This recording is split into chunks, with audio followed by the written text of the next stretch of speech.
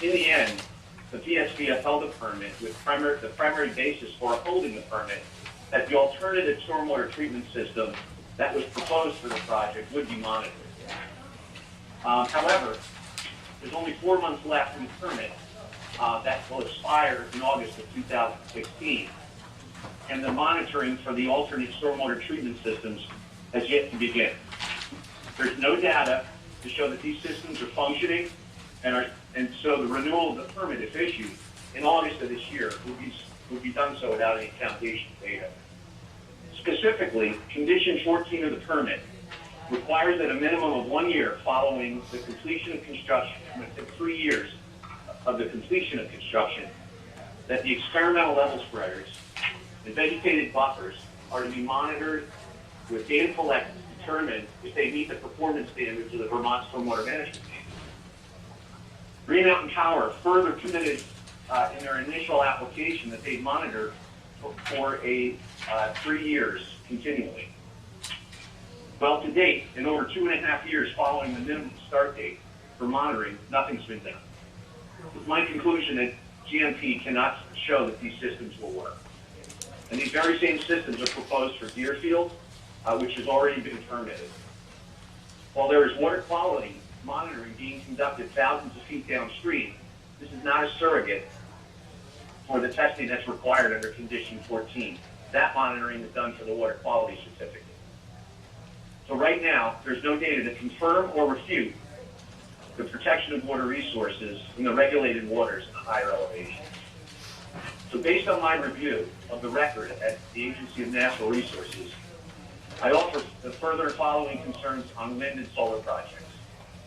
The level spreaders and the associated vegetated buffers for high elevation energy projects are not functioning effectively on their own and require significant maintenance and upkeep that are failing. Deerfield Wind in southern Vermont is proposing to use the same exact type of approach for stormwater management. They've already been issued their permit. Yet there's no data that's been produced from Lowell to support that these systems will work at Deerfield. If these systems are found not to protect water quality, you'll not just have one large mammoth project, you're going to have 2. And of course, there's other projects in the works, as I'm sure you're well aware. The stormwater permitting program, one of the issues on the appeal process is that the stormwater permitting program does not promote public input until the draft permit is issued by A&R, well after the developer and A&R have negotiated the final plan. By the time the draft permit is issued for review, the public can do little to affect the outcome of the project. This process then leads to the need to appeal the permit in an attempt to get a seat at the table to comment. The appeal process itself for a stormwater permit for renewable energy projects is unaffordable by the agreed. For example, the Lowell Kingdom Community Wind Project cost Energize Vermont nearly $400,000, including attorneys and experts. And appealed by the Public Service Board of A&R, permitted energy projects puts the appellant at a disadvantage, as A&R, a defendant in the appeal, is usually the Public Service Board's expert on environmental matters. So you can see the conundrum that they may be in. There's also a misconception about the impact of solar projects on the landscape. Construction is significant and is not simply an impact by the poles of the solar panels on the ground. And as I understand, A&R permits solar arrays in wetlands. The effect of soil compaction and shading is not conducive to a healthy remaining wetland. The renewable energy program in Vermont does not apparently have incentives to promote the installation of projects on the already built landscape. For example, in New Jersey, my home state, for solar projects built on active agricultural land, you do not receive renewable energy credit. Instead, they'd like to push these projects toward already developed land, such as landfills, parking lots, brownfields, and other existing infrastructure. So Vermont, in the push toward meeting the renewable energy goals, should do the same to preserve its agricultural wetlands and forest lands. Ironically, renewable energy projects in Vermont are not designed with climate change in mind and as a result, the stormwater systems currently designed will likely not meet the needs of increased expected flooding in the years ahead. In closing, as I've observed, Vermont is no closer to balancing its renewable energy needs with adaptation to climate change and the preservation of natural resources for future generations than it was 4 years ago when I first testified. This committee and legislature must commit to finding that balance. Thank you. Do you have any questions? Okay. Questions? Jeff, this is Bob Krebs. So, my understanding, you're right to saying that Green Mountain Power is out of compliance right now? That's what I'm saying. Okay. The existing standards for stormwater high elevation, are they inadequate then? Is that what you're saying, the standards aren't? Well, there's two parts. What I'm first saying is that right now, Green Mountain Power is not monitoring the systems as required by the permit condition 14 of their permit. Because these are alternate stormwater treatment systems, in other words, they're not proven technology, they have yet to provide data to show that these systems will work and actually reduce, for example, total suspended solids by 80% as per the stormwater rules. So that's the first part. So there's an administrative, A&R is not enforced the condition 14 specifically of the permit. Secondly, of the photographs I've seen of the inspections, which by the way, there are not very many photographs available. I actually did a public public records request and received all the data up until the beginning of February. The level spreaders are still for all its urban water. There's issues with iron seeps. There's issues with the level spreaders not actually discharging the water level. So there are still ongoing issues associated with these projects. So that would be the second part. I think physically these systems are very difficult, especially in high elevations where you have severe weather. It's probably very difficult to maintain these systems. It would be difficult to maintain septic treatment practices, let alone some of these alternate treatment practices. Last question, at least for me anyway. Are there some studies that solar arrays are not conducive to healthy wetlands that you could share with us? There's actually a paper that was written. Actually, it was a paper that was conducted in a study by the University of Maryland. They studied, and it was, I believe it was submitted to the American Society of Civil Engineers. And what it showed was they wanted to determine whether or not elevated panels would have a significant impact on stormwater runoff. What they found is that if all else is equal, in other words, you maintain that vegetation as it is before and after the solar panels are installed, stormwater increases like peak flow and volume increases are very little, and they're almost unaffected. However, once you start losing vegetation, then all bets are off. Essentially, you get peak flow increases, significant peak flow increases, and you also get significant volume discharge increases. That leads to erosion and other issues of water quality degradation. Now, I personally have been involved in the design and construction of several solar projects in New Jersey, as well as, I understand the construction methodology associated with these projects. So there was a 10 megawatt project that I worked with in New Jersey. What they do, when you build a solar complex, you go in with these, first of all, you clear all the vegetation, you ride over it with equipment, that compacts the soil. You then go in with skid steers and these equipment to drive the piles into the ground. So there's repetitive compaction. And a lot of times you'll then come in to make the ground stable. They'll either have to compact it or they'll have to put gravel in to get into these areas, which significantly alters the ground, the soil. Not only wetlands, but even, for example, in agricultural land. What I'm saying is a solar project is like any other construction project. Just because it's renewable energy, it still has to use traditional construction equipment to get built. And so you could have a 50 acres, if there's a 50-acre area of an array of panels, that entire 50-acre area gets disturbed and gets compacted.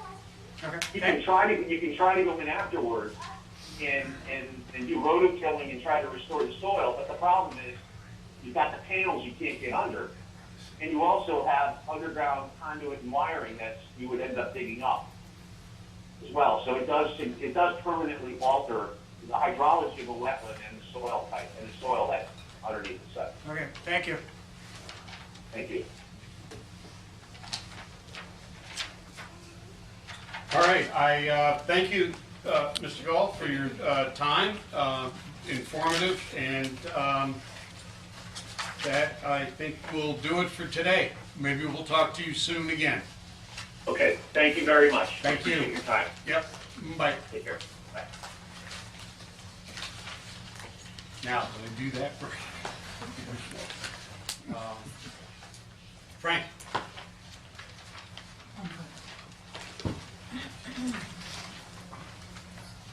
I may not be able to do this. I understood that there would be a screen. I have the file here. It's behind you. Okay. All right, so I can do it. Hey, Shannon's got this covered. Okay. She's gonna have to help me though. I'm a Linux person. This is Apple. I'm not waiting. Oh. S, Yeah. uppercase. No, it's okay. And the password? That's a member's chair. I'd uppercase. rather not give that up. Can someone give up? Are there unused Salmo, folding chairs out in the hall? S-A-L-M-O. Grab hold of one. if Maybe you the will, windowsill, bring the windowsill would work, Dave. it in. No? Oh, all right. This, Go to uppercase, right here. You got it, S-A-L-M-O. yeah, you have to change it. This is Steve. Okay. This is bigger, I guess.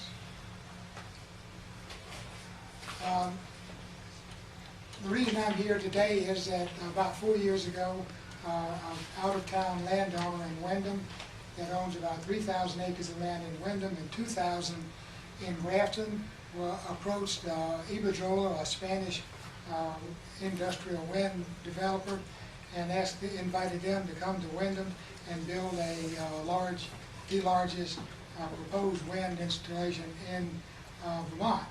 This is, as you can see, Wyndham and Grafton. And if you don't know where we are, lots of you guys are from up north. This is the outline. You can see the little red dot here, and that's us down at the bottom of the screen. This picture on the left is the counties or the towns in Vermont drawn relative to their population. You can see a little line I've drawn over to a little freckle, gray freckle in the middle. That's us down in Wyndham. This over here, I can make this bigger, I don't know how. Is that it? No. How do you do it? How do you make it bigger, Shannon? Help?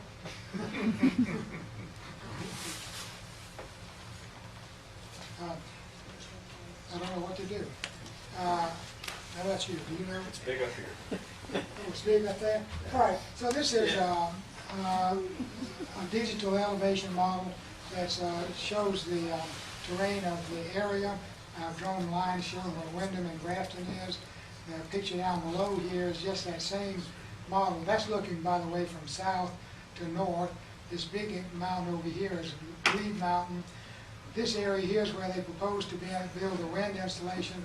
That's about 1,300 feet and 5 miles away, 1,300 feet higher in elevation and 5 miles west of Grafton. This is the same model turned up on its edge just so that you can see the terrain profile. This is the same thing, and on this one I've added the streams, and you can see the blue lines here just to show that there's lots of water on that. And this place here that's outlined in red, this is the site where they're proposing to put 28 wind turbines. And the reason I'm showing you this is because this next image, I've taken off all of the streams except the Saxtons River. The North Fork is shown in yellow, the South Fork is shown in red, and you can see that the South Fork, almost all of those streams originate right exactly where they're proposing to build the wind installation. And the important thing to notice here is that both of those forks converge in downtown Grafton. And Grafton has a history of flooding. It floods about every 7 years. The last time it flooded was 2012, and it cost about $5.1 million, I'm told. Probably more than that. I don't know how you would exactly calculate that. This image here is just showing where these cyan-colored dots show where the turbines would be placed. And the thing to notice about that is no turbine site on there is not assault at least one stream. In most of the cases, that water runs off into 2 streams and sometimes 3. And this picture here is just a straight down view.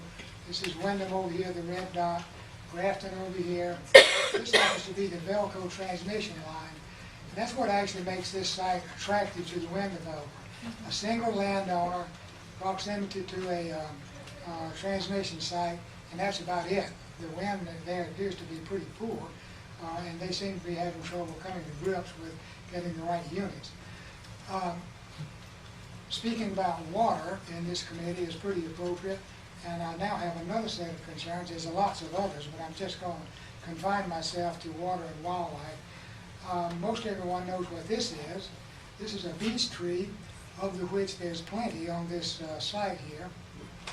And this is called sometimes a bear nest. They don't actually nest in it, but they climb up on the trees and eat the beech nuts. So about last Wednesday, a friend of mine who's here behind me, who happens to be a professional photographer, and I, we got our GPS and cameras and set out from my house to up here to walk across my wetland and beaver installation, and we crossed over onto the Stiles Brook tract in Meadows End.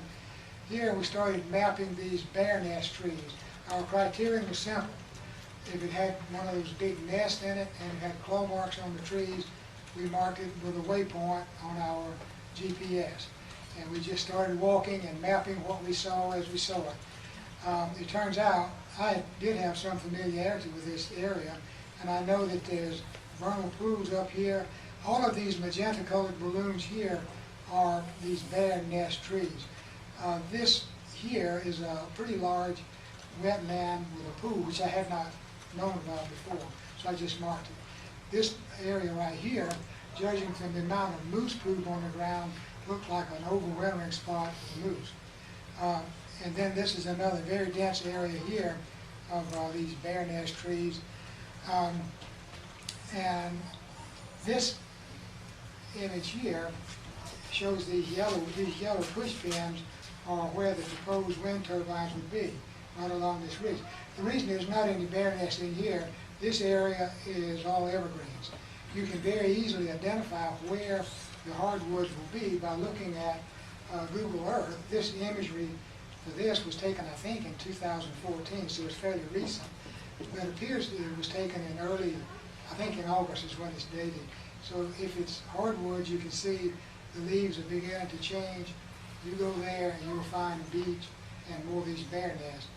Also, I'd just like to point out that the slopes on this site, these are very steep. Lots of them are over 30%. And what limited in research I've been able to do, research by looking on the internet using Google, is I think Maine and the state of North Carolina say that these level spreaders that they would propose to use here are completely ineffective on slopes 30% or greater. I don't know that, Mr. Gall does. So that's a hustle through my presentation. Questions? Yeah. Yeah. Does your town have a town plan? Our town does have a town plan, and our town specifically forbids the installation of industrial wind, and also specifically prohibits the use of level spreaders or experimental stormwater runoff control measures. Have you been following the bill on the Senate side for the siting bill? I think it's S 231? 230. 230? Not with any intensity, no. if you could tell me something about it. Well, It seeks to change the way that the Public Service Board considers town plans, and I was gonna ask if you've been following it, if you thought that was gonna help you, or, you know, think it, I don't know. I have no idea whether it will or not. We'll keep that in mind when we take a look at it. I have one last slide, which I can't get to, it seems. Oh, no, it's not a slide. Listening to what Mr. Gall just said, and our dire situation here in Vermont, in Wyndham, we would ask that if the legislature has anything at all to do with it, when the new governor is elected, that you do everything you can to demand that a professional, trained environmentalist be picked to lead the Agency of Natural Resources. Thanks. Frank, have you, Shannon, has he been able to give you this presentation? Yes, I sent it to you in email. Okay, and I would like to post it on Uh, there. Other questions? I've got a question. Yeah. What's the status of that project now? Well, as of right now, there is no project because they have not entered the ISO New England queue. And they were on the queue as of October, about October 15th of 2015. They withdrew from the queue and assured us that that was just a procedural matter and that they would be re-entering the queue within weeks. They haven't done that, and they now tell us that they won't enter the queue until after the town of Wyndham and or Grafton votes to accept or welcome the project. I don't know exactly what that means. They have told us on election day, if a town, one of the two, if 50% plus one voter votes to oppose the project, they say that they will walk away. They do not have a very good record of doing what they say, but we would like to hold them to that. We think that actually no one in the town, maybe 5 people, actually wants wind turbines. What they do want is the money that would be paid out for it. But the wind turbines are pretty heavy baggage for a small amount of money, I think. No Met towers that have been erected? They are. They are there. They were there for 3 years. At the time those were erected, they said that they would have all the data they needed and would be ready to begin in 6 months afterwards. 3 years later, they asked for an extension of that, saying that they needed more data. And then very shortly after that, they proposed a preliminary layout to people, implying to me that they did not use the data to arrive at that preliminary plan. So I think that they misled the Public Service Board at that point. All right, thank you, Frank. Thank you for the I know it was a long opportunity. trip up here. Thanks. Peggy? Please. Yeah, I know, you sort of have to stroll down the way there. Well, I thank you for giving me this time.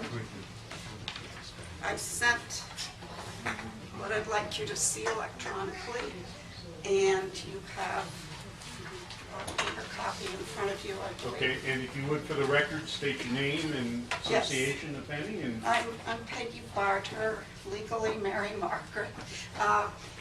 I'm a summer resident, 5 months of the year in Morgan, and have represent the town. I'm also very active in the Lake Association. Seymour Lake is in Morgan, and the town is the watershed for the lake. Virtually all the land in the town is in the watershed.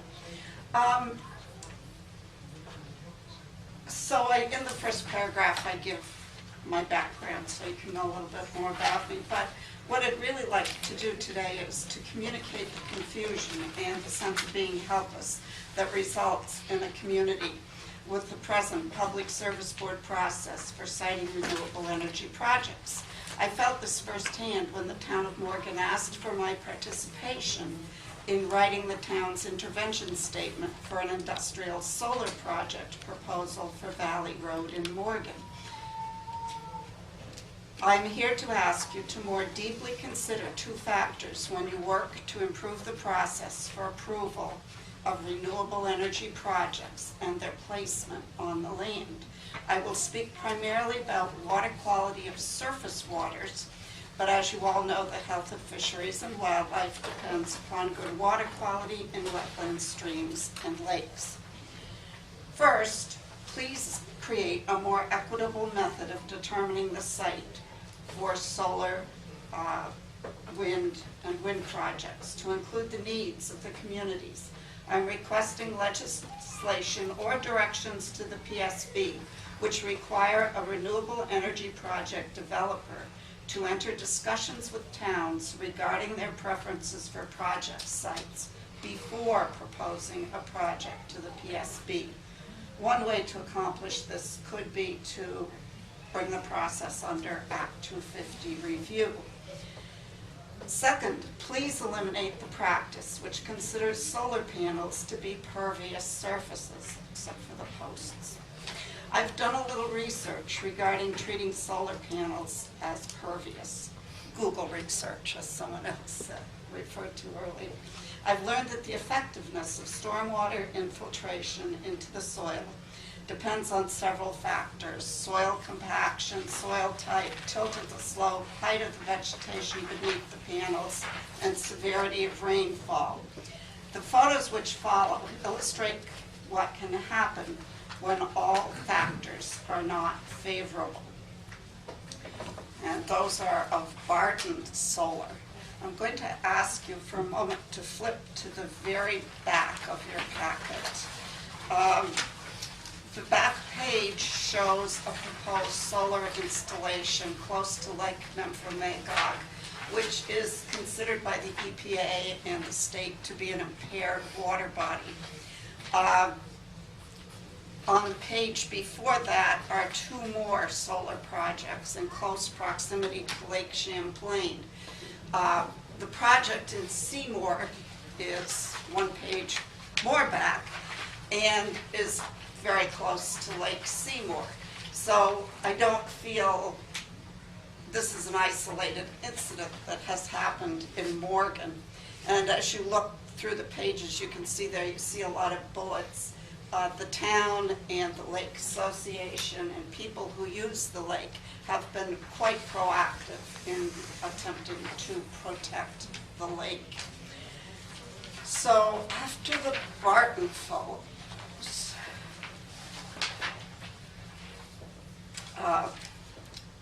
the industrial solar panel project in Morgan was submitted by Seymour Lake Solar LLC. The location chosen entirely by the developer is 2,112 feet upstream from the lake. It is located, and on the next map you can see in there, shows the location. It's bounded on one side, doesn't show so well on this map, but on the next one, it's located right in between two branches of the main tributary of the lake, which is Sucker Brook. It was a shock to us because Morgan's town plan states that renewable power projects should provide power to Morgan and states that they should be located away from Valley Road, Route 111, and the lake, which are all designated as scenic areas of town. The project further violates the town plan because it does not provide, will not, if it's accepted, provide an economic benefit to the town. And the developer reports that the net metered credits are destined to go to Jay Peak. We have met with both people from the town. The select board has met with Bill Stenger of Jay Peak and with Christine Halquist of VEC. They had been looking for sites located in Jay for renewable energy power for Jay Peak, according to their reports at our town meeting, at our select board meeting. I was even more shocked because I'm chair of the Lake Association's Water Quality Committee that the land on which the proposed panels would be placed has mostly slow draining soils bounded on one downhill side by the largest tributary of the lake. Then I learned that these panels are defined as pervious, as pervious. I keep getting this, yeah, I keep saying the wrong thing. The conventional definition, which we who live in the Seymour Lake watershed, not just the people on the lake, but all of us, we've learned through the work of the state about low-impact design practices and from the shoreline protection law of what a pervious surface is and what an impervious surface is. And you will see, my pages aren't exactly the same as yours, but some examples in the shoreline protection law handbook give examples of impervious surfaces, and they include decks, which are not a whole lot different than solar panels, and compacted, non-vegetated areas. So we're confounded that solar panels are treated as pervious.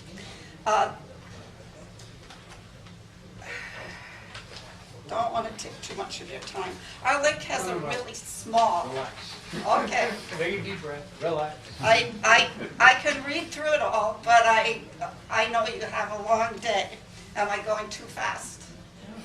No, I don't believe It's so. okay? It's a little Okay. hard- It's hard to follow you in this, if you can orient us back to this sometime. Sure, okay. Our lake has a really small watershed in comparison to the size of the lake. It's, I believe, the second largest in acreage lake in the state. Our watershed is smaller than that of neighboring Echo Lake. I have the exact numbers in the text here. That means our lake turns over once every 4 years. I guess the point being here is that it's not the same in all bodies of water, and the rules seem to treat it all the same, although I don't really recommend building that close to any body of water, and I don't think any of the conventional knowledge states to do that. We're particularly concerned in our case because this brook already contributes a lot of silt to the lake, right where the public access is. The Fish and Wildlife public access, and it's starting to reduce the ability of people, the public who own the water, to put their boats in and out of the lake. We have addressed, and we are addressing other ways. The silt is coming down the brook. Several of them are agricultural in nature, and the Road Commission in Morgan and the farmers have taken actions, and there are big efforts, funded efforts by federal grant money through the Memphremagog Watershed Association in our part of the state to work further with farmers. They've had a hard road to hoe to protect these little streams that are vital parts of their livelihood also. So the problems with this site could have been avoided if there had been some collaboration. The town plan, we've been told it's a good one, probably could be better, probably most things in this world could be better, but the town made an honest effort to protect its natural resources, and the huge resources, the lake and the scenery, of course, and the wildlife that the lake enables us to have. I can answer further questions, I can say more. Well, let me see, questions? Sort of a comment, Peggy, which would go to everybody that's in the room. This is my own opinion. Sort of what we do Yes. here is we say, take care of the water, we need water quality. We sort of do these policy things. And then what often happens is it goes to a state agency and they develop standards through the rulemaking process or something. So there's two things that are going on right now that I know of. One is the whole stormwater manual on all these treatment methods is being rewritten. And they need to hear from people like you that if you feel that level spreaders don't work, or if you feel something else isn't, that's your chance for really meaningful public input. Should I? Well, if you go to their communicate A&R website and, look up stormwater rules.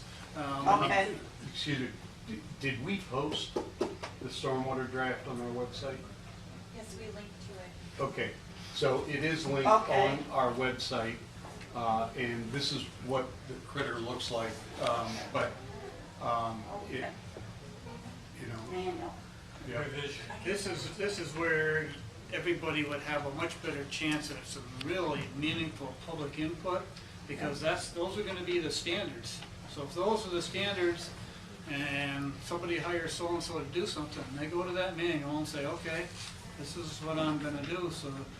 And the same thing would apply, because I think you mentioned agriculture a little bit. Oh, yeah. They're rewriting their rules Yeah. right now, the accepted agriculture practice. Same thing, there needs to be strong public input for that, so that people will understand what this is going on. Because we're sort of, protect the water, we might give you some citing criteria for some of these things like that, but very often the details get distilled down to this rulemaking process. And unfortunately, in my opinion, it's not quite as public as it should be, because you gotta dig to find the stuff very often, unless you're a full-time advocate, and it's very hard to do that. So I'm gonna encourage you to do that, and there's plenty of people here, I think, that have the expertise, and that's where you can, I think, even make more of a Okay. difference. And the required agricultural practices are also, you can find them on this committee's Through your website. committee's website. I am very active in both the Memphremagog Watershed Association and the Federation of Vermont Lakes and Ponds, and I will. And they should be able to, the state personnel supporting the Lake Yes. Association would be able to help you also. Yeah. And comments are due April 15th, so you're a month out for having to help shape Always homework. the implementation of public policy. April 18th? 15th. That's brother's Yeah, birthday. and Yeah. they're Same typically, day. they're required, they have what they call a responsiveness summary. Yes, So you make this comment, they're obligated to respond to you, but some of us look over their shoulder and say, did you answer that question? And if you Okay. didn't, why didn't you? okay. It's that important.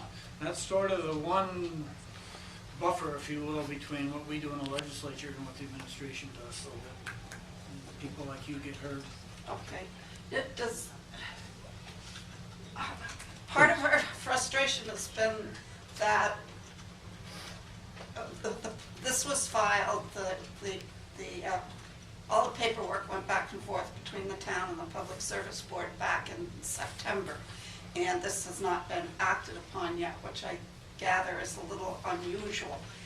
But it seems that up until then, that process has not been helpful. So I'd just like you to know that my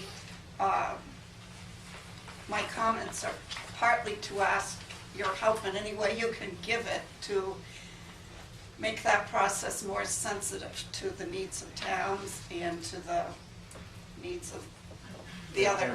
Now, I reference the comments that Representative Sheldon made earlier, or questions that she put forward about S-230. Yes. It was a bill that was introduced to address that very concern about responsiveness from the Public Service Board.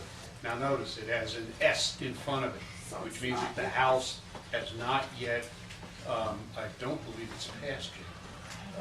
And so the House has not yet had a chance to weigh in and make our concerns known, but it would be helpful to hear from observers and participants what that bill does or does not do, in your Okay. opinion. And That's helpful, that's all. Yeah, and you've got our email addresses, so, or You've probably John all does. heard from me back when the shoreline protection law was being formulated. Yeah. That was a start. I'm sorry, you're not, you don't quite make it out of Oh, the chair okay. yet. Another question. Oh, great. Yeah, well, Becky, not so much a question, but because for me, repetition is good. I'm not sure everybody heard because the room, and there was stormwater manual revision. They don't want to click on the stormwater manual, let's click on the revision one, because, yeah, Revised. revision, Yeah. which is in process, with last comment April 15th, yes. And that applies also to the stormwater, the agriculture. Thank you. Thank you, Peggy. Great. Sally? Yeah, here, I've got some copies for you. Sorry, I Okay. should have been distributing those earlier. No. I sent them to Shannon. Yeah, Shannon?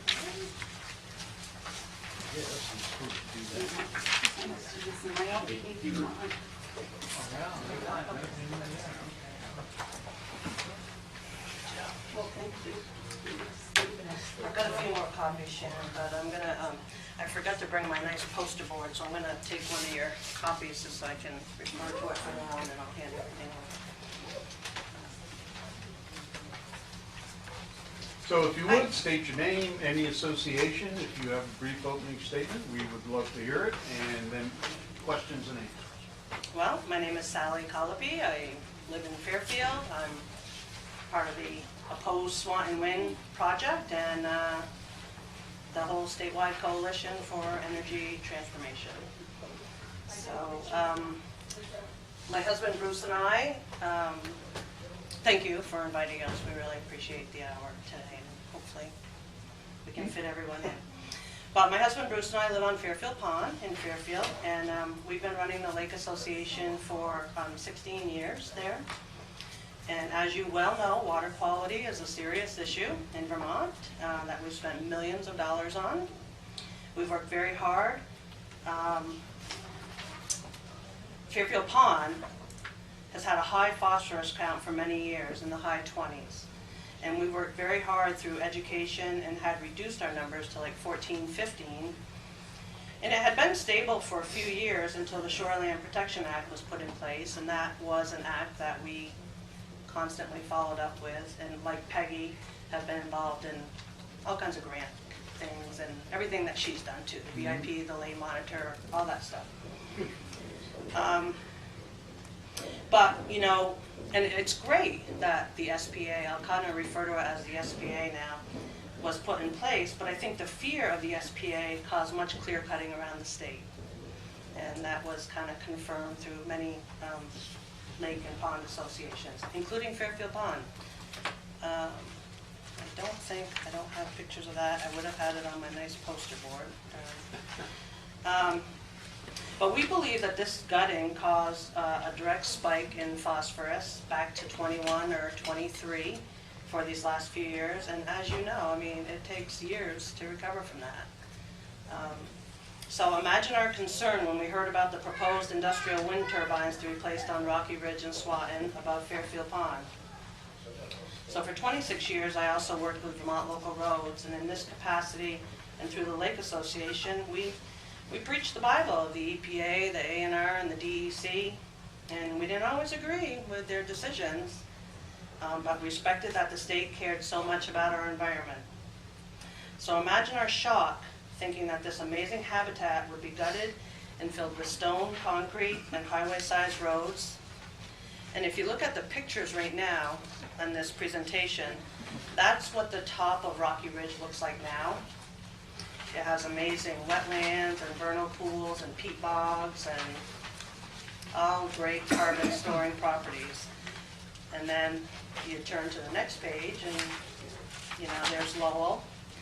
And you'll see, you know, the pictures of Fairfield Pond. And I also track all the water quality because we are farmers too, and plus we run the Lake Association and we measure the rain, and we all know that we're getting deluges more than gentle rainstorms. So anyway, So, you know, we were shocked when we heard that, you know, that amazing habitat might be gutted. And that habitat is considered one of the highest, is the highest value habitat block in the Northwest region. And it's reported by the proposed developer that 95% of the stormwater runoff from this proposed project would drain into St. Albans and Missisquoi Bay area. The highest priority for cleanup with a goal of 65% reduction in TMDL. And that remaining 5% would go into Fairfield Pond. So you can imagine the comments that I've received from residents around the pond. It's kind of like, how can you ask people to respect the SPA and the 250 protected shoreline area from the water on their property, and then clear cut the ridge directly above the pond? I can't repeat the comments that I've heard. But needless to say, the SPA will become a completely meaningless law on Fairfield Pond, I regret to inform you. And anywhere else, we believe, around the state where industrial scale projects are proposed around our lakes and ponds. And this ridge is rich with beaver ponds, as I said, wetlands, vernal pools, peat bogs. So the mere thought of removing this habitat contradicts, in my opinion, and from my 30-year career with federal and state government, everything that the very agencies that are created to protect it stand for.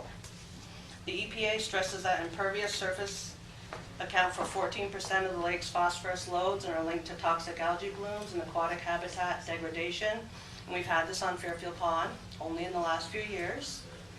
I mean, you know, stormwater runoff comes from large areas, and, you know, can I say there's a direct correlation to the clear cutting that took place? Not really, you know, but there was silt running off in the pond, and, you know, we saw it, and I know that it contributed greatly. So the DEC outlines this type of development as stressors under their surface water management strategies. They talk about encroachment and channel erosion, all these things that are being created from ridgeline destruction. And they're saying that you almost never recover from them. 25+ year recovery time, and the impacts are very costly. So, and then the EPA, you know, I've gone to all the meetings, said in their news release and announced their public meetings last summer that the greatest threat to healthy Lake Champlain is phosphorus pollution caused by stormwater runoff, non-point source pollution, and erosion. And they go on, they talk about, you know, the consequences of excess phosphorus and recreational use. It's an amazing habitat there that Ken will be talking about next. I mean, I can't tell you the habitat that exists on Fairfield Pond and up on that ridge line. I feel a little bummed that it's being outed so much because it was our private little paradise, and now it's like all over the place of how amazing it is. So anyway, you know, I think we all agree what phosphorus does to is doing to our water bodies. And, you know, how can we trust the developer, the utility, and A&R to enforce their permit conditions? As Jeff Gall, you know, outlined what's happening at GMP's Lowell Kingdom Community Wind. You know, the system is broken and stacked against homeowners, municipalities, and people who do care about our environment. And for years, we don't feel that that has been our environmental agencies. And Fairfield Pond is rich with nature. I'll let Ken, you know, get into that. But in my opinion, I think it's imperative that we stay the development on industrial wind in Vermont, pending a thorough, systematic study of the stormwater systems at Lowell, Sheffield, and Georgia Mountain, and all environmental consequences based on such factors as topography, geology, and other impacts to watersheds and our precious aquatic resources. And we can't compromise the long-fought gains that we've been fighting for so many years and continuing to fight to improve Lake Champlain. And, you know, mountaintop removal is only going to exacerbate a serious environmental problem that we already have existing. And in the Swanton Wind case, 95% of that is going into the main priority area for cleanup, the St. Albans Bay and the Missisquoi Bay. So, thank you very much. Some other little things that came up when you said something about a Met Tower. On Swanton Wind, we had an illegal Met Tower up for 3 years. And regarding your Public Service Board person, the POA position, I think it's a great salary that they're offering, the $100,000 salary. I don't think it's gonna do what needs to be done. If that person cannot provide legal advice to municipalities or residents who come in to fight their case in the Public Service Board process, I don't see it as being an effective position. I'm sorry. I think that position needs to be legal counsel that is represented. So, thank you very much. Question? Thank you. Okay, thank you. Ken? Thank you.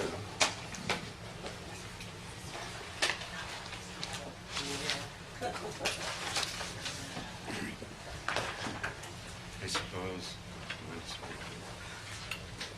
My name is Ken Fox. I live on Fairfield Pond, at the southern end of the pond near the swamp. I've been there for, I don't know, decades. Let's say since the Beatles were still producing records. It's been a long time. And in my experience of living out there, I'm kind of a nature boy myself, so I look at what's around me. So I see a lot of deer. I saw 8 before I left in the backyard today. The geese are back. But what I wanted to talk to you about in terms of wildlife was my concerns for when I heard about this project being, well, developed by Swan Wind for these towers, that I believe, you know, in my experience of being out there all that time, it seems as though there's kind of flight patterns that exist for birds that come to the pond, and they're primarily geese. As you'll see in that survey, we've observed plenty of other birds too, but it is primarily geese. And my feeling was that when they leave the pond, you know, a lot of them seem to come from the main flyway on Lake Champlain. So they come over there to either stay in the pond or feed around the pond, and when they leave, they go exactly where those towers are being proposed. That was my guess. So I decided with myself and some associates that we would do our own personal survey, other than the one that the developer did. The developer's survey was concluded in the middle of September.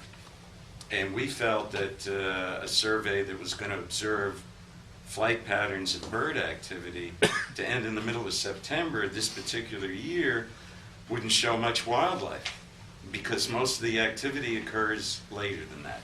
So what we did was we ran our survey from September 21st to December 21st. We ran it at 7 locations on Fairfield Pond and 1 location at Rocky Ridge. And my associates and I were there not every day, but it was more than every other day. It was a majority of days that were there. And our observations only confirmed what it seemed I expected, was that all the flight activity, when they left the pond, sometimes there'd be a back and forth with some of the wetlands that go over toward Route 36. But when it was time for birds to take off from that general area, they weren't going over Bellevue Hill where the radar towers are in St. Albans. Everyone that I observed went directly where these towers are being proposed. And at that point, most of them weren't very high up in the air.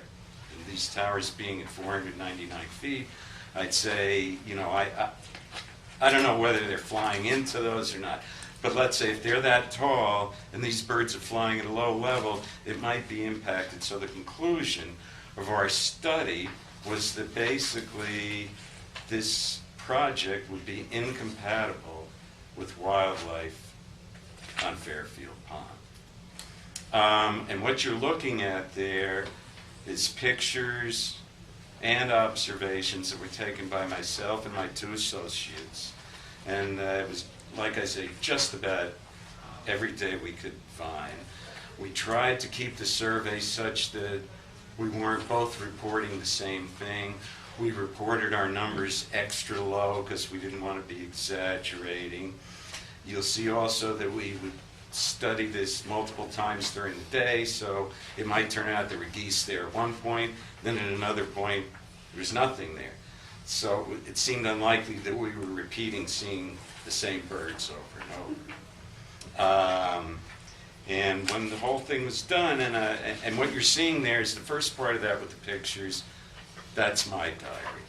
The second part, that one-page part, is a part that was done by Nancy Dunn for the first month of the survey, when I wasn't there that much.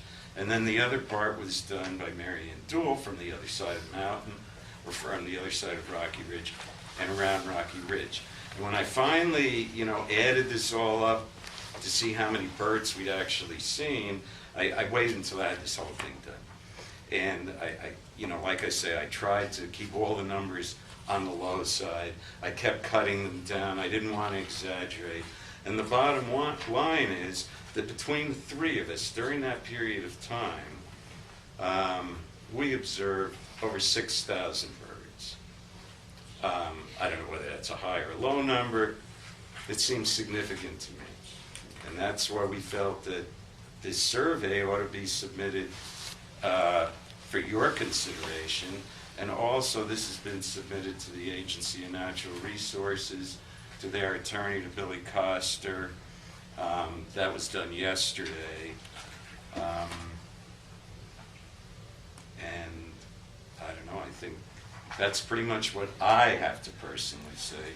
And the only other thing I'd like to offer this committee is some commentary, for lack of a better word, from those who you are mandated to protect in all of this, and that's the wildlife out there. So if you would permit me, for 3 minutes, I would like to play a recording that was made at Fairfield Pond this past summer in July, and what you will hear is a recording made at 2:30 in the morning at Fairfield Pond. And what you will hear on this recording, you will hear, well, you'll hear insects, you'll probably hear a little wind, then it sounds like people talking, except that's going to turn out to be the amphibian part of this, frogs. Then if you listen carefully, it's going to sort of sound a little more like people. That will be owls. And then for the grand finale, you will hear the loon. So, if I may, hopefully this thing will function. And if you have any questions, I'd be more than happy to answer them. Thank you for your consideration. How will we know that speaker works if you need it? I was looking at yours. Yours is better than mine. But let's see. Okay. No, there'd be no music. Well, I shouldn't say that. No, you could provide it, essentially.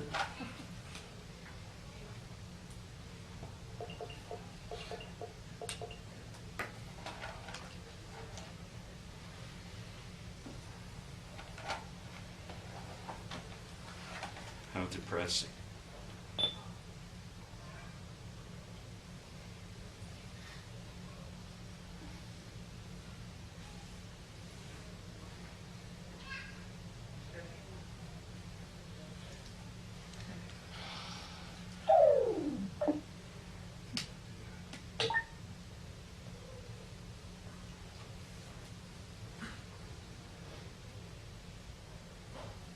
How depressing. Technology. After all that, and it did work at home, of course, it's not going to work. I'm not Yeah. getting Is it a anything. I CD? don't understand. Oh, of course. Old tech. Shannon could play it. You got a CD in You your... got a speaker? I'll try one more time. You got a CD? You over do? there? Yeah. Let's do it that way.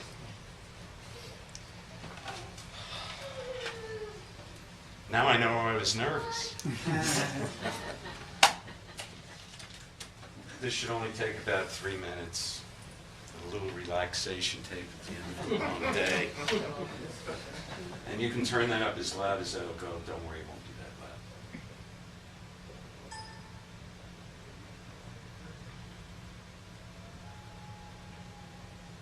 Oh, there it was. You can turn the volume all the way up to 10. Go for it.